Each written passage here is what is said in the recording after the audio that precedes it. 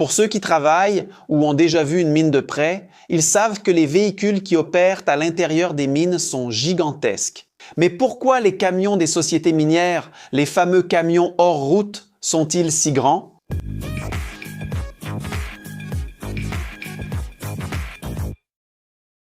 Salut amantes d'Ingénieria. Aujourd'hui, nous allons plonger dans un univers de proportions gigantesques où la force brute et l'ingénierie se rencontrent pour déplacer des montagnes, littéralement. Si vous avez déjà vu des images de camions de mine, ces monstres qui font paraître une voiture ordinaire minuscule, vous vous êtes probablement demandé pourquoi sont-ils si grands?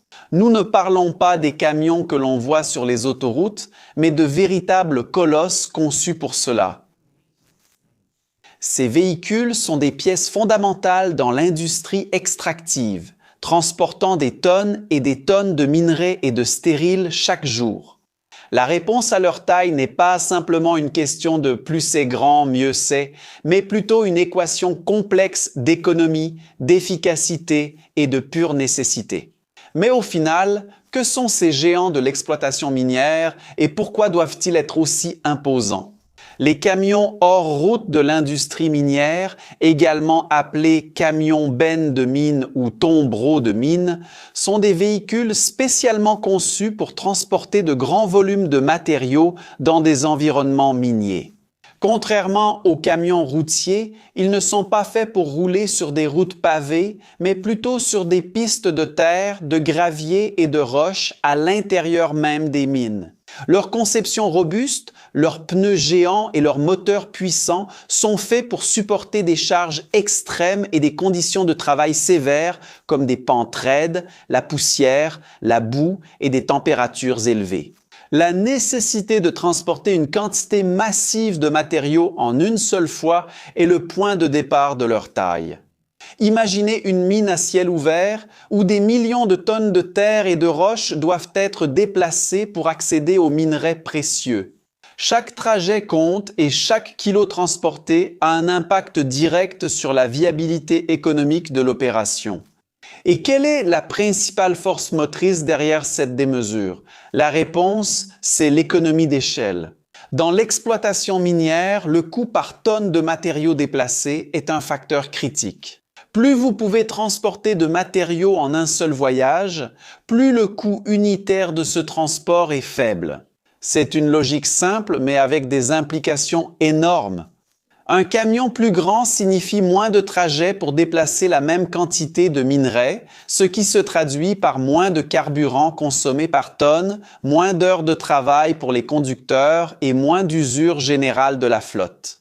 Pensez au Caterpillar 797F, l'un des plus grands camions du monde, capable de transporter l'impressionnante quantité de 400 tonnes de matériaux en une seule fois, ou le Belarus 75 710 qui élève encore plus le niveau avec une capacité de charge de 450 tonnes et qui est considéré comme le plus grand camion du monde. Pour mettre cela en perspective, un camion routier classique transporte environ 25 à 30 tonnes pour que vous puissiez voir à quel point la différence est abyssale.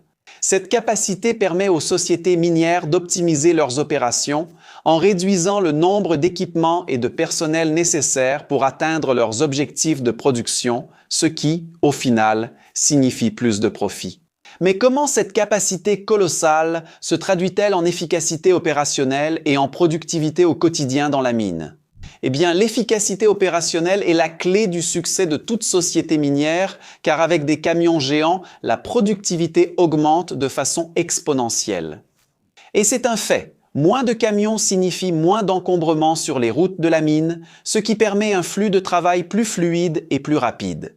De plus, la coordination entre les camions et les excavatrices ou les chargeuses devient plus efficace. Une seule pelle peut charger un camion géant en quelques passes, ce qui minimise le temps d'attente et maximise le temps de transport. Si la société minière utilisait des camions plus petits, elle aurait besoin d'une flotte beaucoup plus grande, de plus de conducteurs, de plus d'entretien et par conséquent de coûts opérationnels beaucoup plus élevés. La réduction des coûts ne se limite pas seulement au carburant et à la main-d'œuvre. Elle s'étend à l'infrastructure de la mine, qui peut être conçue pour supporter un nombre réduit de véhicules, mais de plus grande taille. La capacité de déplacer un volume gigantesque de matériaux en un court laps de temps est ce qui permet aux sociétés minières d'atteindre leurs objectifs de production et de répondre à la demande mondiale de minéraux essentiels. Mais avec un tel poids et une telle taille, quels sont les défis liés à l'exploitation de ces machines et comment l'ingénierie les surmonte-t-elle? Conduire un camion minier géant n'est pas une tâche facile. C'est parce que le terrain des mines est souvent irrégulier, avec des pentes raides et des virages serrés. L'entretien de ces véhicules est complexe et coûteux, nécessitant des ateliers spécialisés et des pièces de rechange de grande taille. La consommation de carburant est astronomique, certains modèles consommant des centaines de litres par heure. Cependant, l'ingénierie moderne a développé des solutions incroyables à ces défis. Les systèmes de direction sont hydrostatiques ou électro-hydrauliques, permettant au conducteur de manœuvrer le véhicule avec facilité et précision, malgré sa taille. Les freins sont des systèmes à disques multiples, refroidis par huile, capables de dissiper la chaleur générée par le freinage de centaines de tonnes dans des descentes abruptes. La suspension est un chapitre à part, avec des systèmes hydropneumatiques qui absorbent l'impact du terrain irrégulier, garantissant stabilité et confort à l'opérateur, tout en protégeant la structure du camion.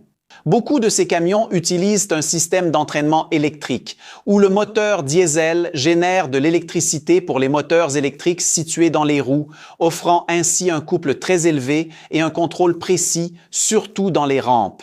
Et où exactement ces géants sont-ils utilisés et comment l'industrie gère-t-elle l'impact environnemental de machines aussi imposantes? Ces camions sont la colonne vertébrale des grandes opérations minières à ciel ouvert partout dans le monde. Ils sont essentiels à l'extraction de minerais de fer, de cuivre, d'or, de charbon et d'autres minéraux de valeur. Dans les mines de minerais de fer, par exemple, où le volume de matériaux a ser movimentado est muito grande, la présence de ces géants est indispensable. Ils transportent le minerai brut des fronts d'exploitation jusqu'aux usines de traitement ou les stériles, qui sont des matériaux sans valeur commerciale, vers les haldes. En ce qui concerne l'impact environnemental, l'industrie minière est sous une pression croissante pour réduire son empreinte écologique. Bien que ces camions consomment beaucoup de carburant, la recherche de l'efficacité énergétique est constante. De nouvelles technologies, comme des moteurs plus efficaces, des systèmes de récupération d'énergie au freinage et même des prototypes de camions électriques ou à hydrogène, sont en cours de développement. De plus, l'optimisation des itinéraires de transport et un entretien rigoureux des équipements contribuent à minimiser la consommation et les émissions. L'idée est que, en transportant plus avec moins de trajets, l'impact total par tonne de minerai soit réduit. Mais ces camions ont-ils déjà atteint leur limite de taille ou peut-on s'attendre à encore plus d'innovation à l'avenir? La recherche d'une plus grande efficacité et productivité dans l'exploitation minière est continue et cela signifie que l'ingénierie derrière ces camions est également en constante évolution. Bien que la taille physique ait peut-être atteint un plateau en raison de limitations pratiques de manœuvrabilité et d'infrastructure, l'innovation se concentre désormais sur d'autres domaines comme l'automatisation.